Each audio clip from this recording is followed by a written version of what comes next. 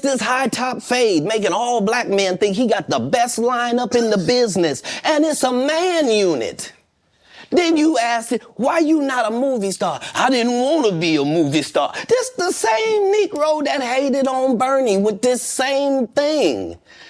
I didn't want to be a movie star. No, you couldn't be a movie star. There are 30,000 new scripts in Hollywood every year. Not one of them asks for a country bumpkin black dude that can't talk good Oba-Kaby and look like Mr. Potato Head. There ain't none. You would have to have range. I played a lot of characters, 60 movie roles. I'm not playing Katt Williams in there.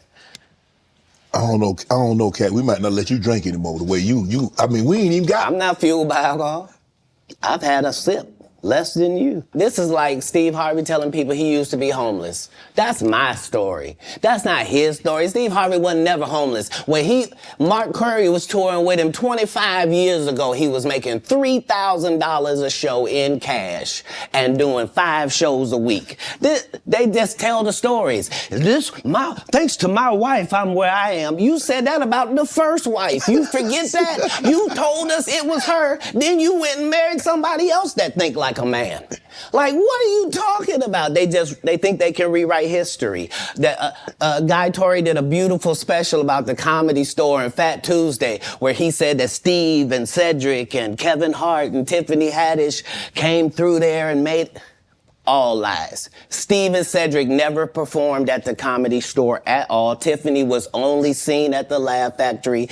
In 15 years in Hollywood, no one in Hollywood has a memory of going to a sold-out Kevin Hart show. They pay you to not talk about things they don't want you to talk about. They tell you that themselves. I can't do that because Steve told you that he stopped doing stand-up because he had 7 TV shows. The only problem is when he stopped stand-up, he didn't have those 7 TV shows. He stopped stand-up because he got in a comedy battle called the Championship of Stand-Up Comedy with one Katt Williams in Detroit in front of 10,000 people and lost because Katt Williams said he was actually bald and that was a wig. And I went in, and that's why he couldn't do stand-up anymore. Imagine him coming to tell you another story where he got so big and it was Bernie and them's fault because they wanted to be movie stars. What? You called Ocean 11 to get that nigga's part. What do you mean you didn't want to be? You told me, Steve, bro, I don't have anything against Steve Harvey. But if somebody tells you something and it comes up and you know that you heard it from somebody that you knew, right? Certain people that in your life you believe, right? Everybody that's watching this, there's certain people in your life that you believe. I did Who's the Man with Bernie. We put Bernie in Who's the Man because Bernie was fucking hilarious. And we had a friendship, okay? Bernie Mac was always the same person. I don't care if he was on the Bernie Mac show. I remember doing a court in the gym. I was living in LA. I had a recurring role on Jim Belushi's show called A Court in the Gym.